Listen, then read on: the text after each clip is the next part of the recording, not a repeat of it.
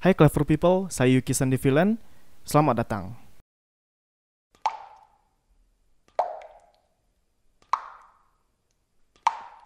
Nah, kita tahu bahwa budaya baca buku sekarang sudah pudar.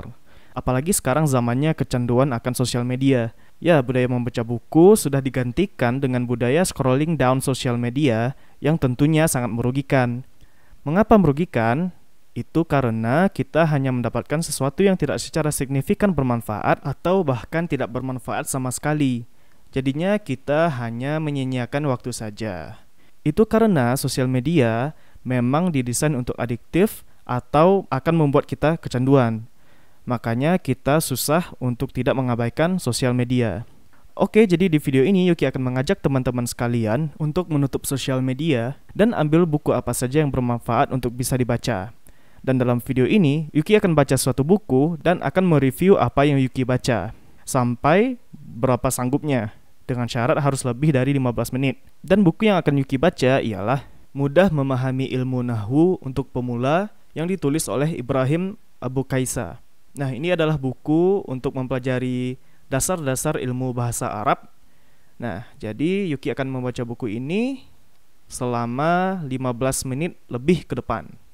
Oke, kita mulai aja. Nah, Yuki akan mereview apa yang Yuki baca tadi. Nah, tadi Yuki mendapatkan 3 garis besar. Yang pertama, Yuki dapatkan urgensi mempelajari bahasa Arab. Yang kedua, pengertian ilmu nahwu. Yang ketiga, definisi kalam dan penyusunnya. Nah, kita mulai dari yang pertama, yaitu urgensi mempelajari bahasa Arab. Nah, kenapa bahasa Arab menjadi suatu urgensi atau suatu yang sangat penting?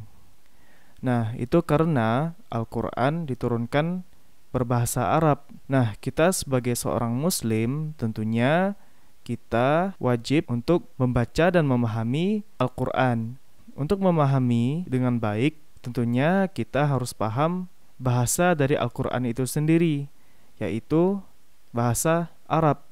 Allah berfirman dalam surat Yusuf ayat 2, Inna anzalnahu Qur'anan Arabiyyan la'allakum ta'qilun.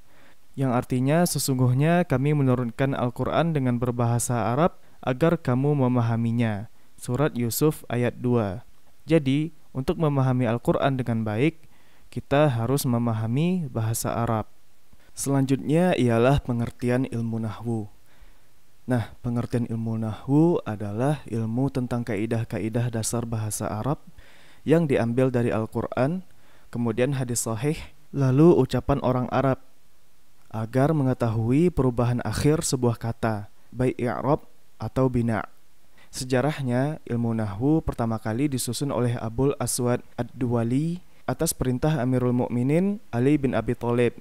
Dan pada ilmu nahwu kita membahas seputar kalimat Arab dan sifat-sifatnya.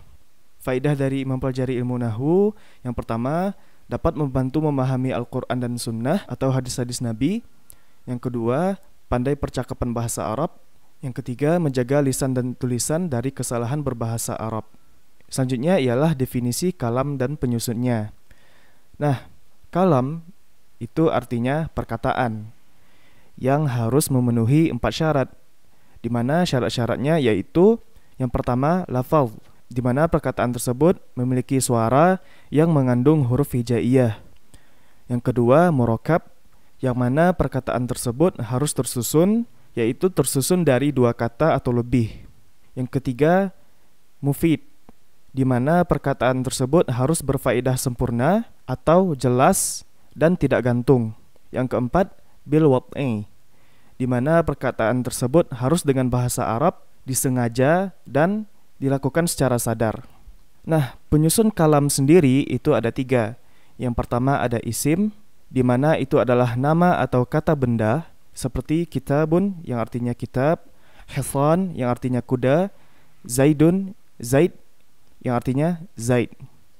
Yang kedua ada fi'al atau kata kerja, di mana ada kata kerja lampau atau fi'il madhi.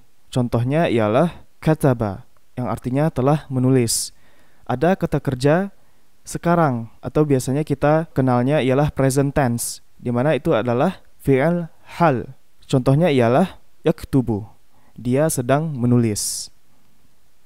Dan ada kata kerja mustakbal, yaitu kata kerja masa depan. Nah, seperti sa'aktubu, yang artinya aku akan menulis. Dan yang terakhir ada kata kerja amr, yaitu kata kerja perintah, seperti uktub, yang artinya tulislah. Yang ketiga ada al-harf, yaitu huruf.